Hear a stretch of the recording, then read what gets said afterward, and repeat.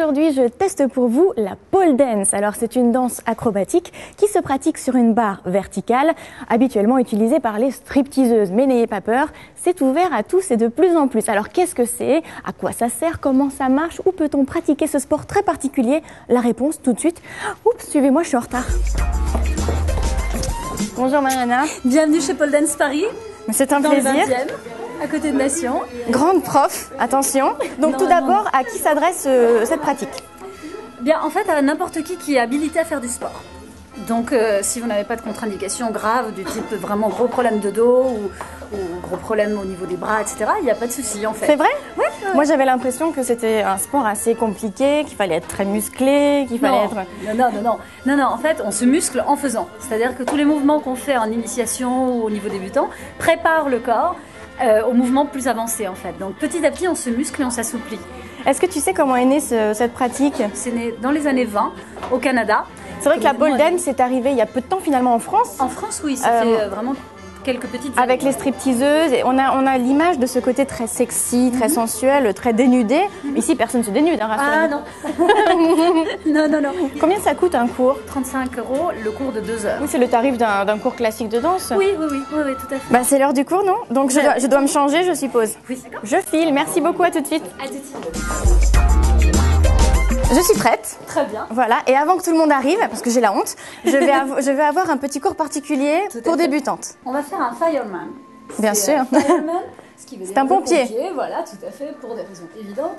Donc, c'est la figure vraiment de base, qui est une très bonne clé pour les autres. Donc, on pointe le pied, comme en danse classique. Donc, on enroule la jambe. Et là, en fait, tu pousses le sol avec l'autre pied. Et tu places l'autre jambe derrière. Mais bien sûr, hein, facile. C'est très bien. 3, 4. Ça y est. Oui. J'ai mal là. J'ai un bobo. Alors, plus on prend confiance, plus on se rend compte qu'on n'a pas besoin de trop serrer. Donc c'est pour ça qu'au début, il y a des bleus. Bon, j'ai la mini base. Voilà. Donc on attend les gens, c'est ça? Et on va commencer, absolument. Merci en tout cas, hein, je me sens un tout petit peu mieux. À tout de suite. Ok, on va maintenant très bien.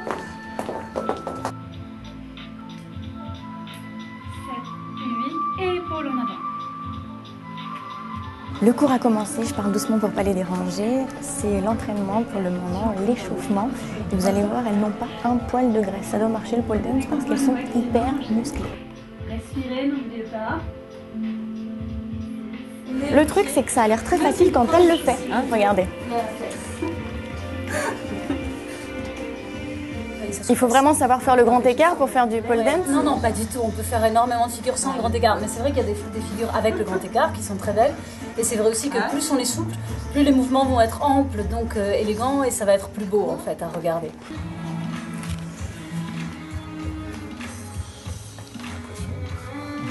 Je souffre.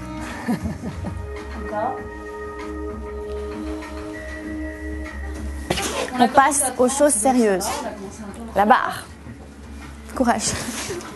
Pourquoi tu fais ce sport, cette danse Parce que j'adore. C'est pas seulement se rémousser et se déshabiller, parce que nous on le fait pas en se déshabillant. Donc, ah bon, on s'en va alors? Non, du tout, vous pouvez partir.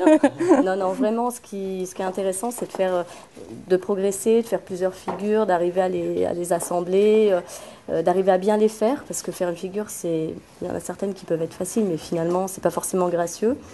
Donc, puis après, il y a des chorégraphies, des choses qu'on peut faire, puis il y a un côté vraiment convivial. Est-ce que tu as acheté une barre pour chez toi? Oui. Oui? C'est pour impressionner à la maison? Non, c'est vraiment pour moi. Donc là, les talons? Oui. Obligatoire? Non. Non? C'est vrai que ce genre de chaussures qu'on voit justement dans les clubs, c'est fait pour danser, c'est extrêmement léger contrairement à ce qu'il semble, et c'est très stable, et en fait, on se fait moins mal au dos avec des plateformes qu'avec des talons hauts et une semelle fine, où là, pour le coup, il y a une grosse pression et on est trop sur la demi-pointe. Et donc, juste un petit truc, on est en short, pourquoi? On est en short parce que sinon, on n'attrape pas la barre avec ses jambes. Parce que ça, avec un pantalon, c'est pas possible. Ça glisse. Et avec un collant, non. D'accord, donc c'est pour accrocher la barre. C'est ça. Voilà, maintenant en place. Allez. On va juste revoir le butterfly basique. Donc on le part du V, d'un niveau de vie. Donc V, les jambes sur la barre, la main la plus basse des deux va en bas, elle repousse un peu la barre et on monte. Là j'ai inversé mes jambes, mais on monte le bassin. C'est ça qui vous permet de trouver l'équilibre. D'accord? Et de vous sentir plus légère. Bah, faut pousser déjà, parce que c'est tes jambes qui vont te hisser. Ouais. Voilà, et l'autre main vient au-dessus après. Voilà, ouais, très bien. Vas-y, plie une jambe. Ouais, voilà. Vas-y. Oui, relâche-toi bien. Très bien. Allez, go!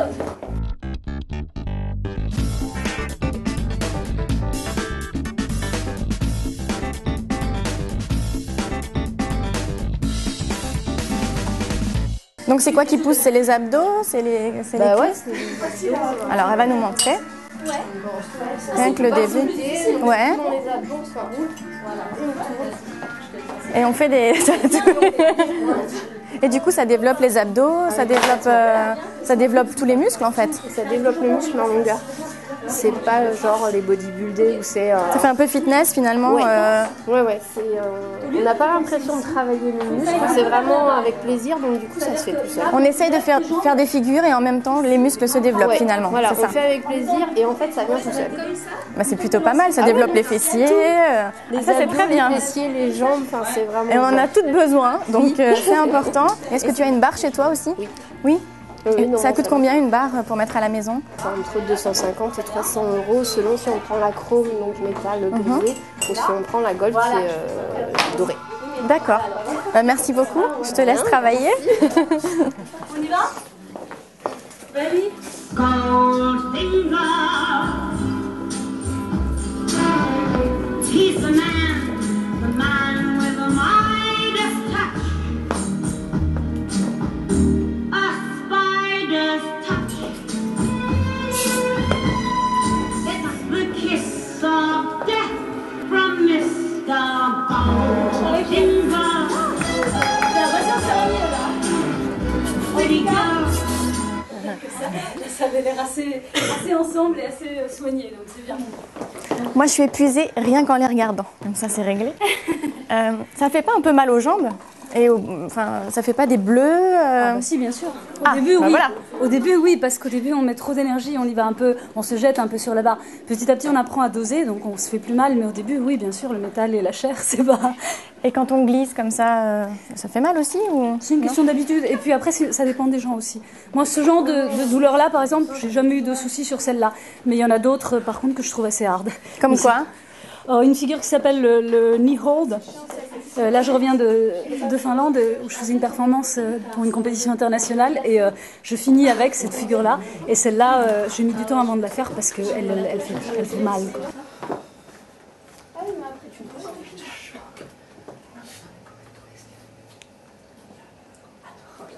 Voilà, ça fait mal.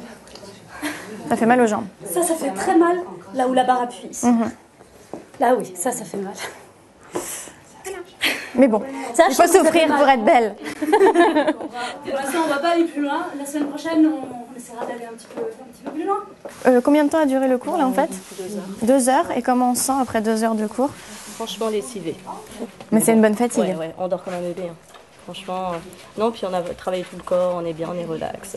Parfait. Et on sent vraiment le corps s'affiner, on sent une différence au fur et à mesure des cours?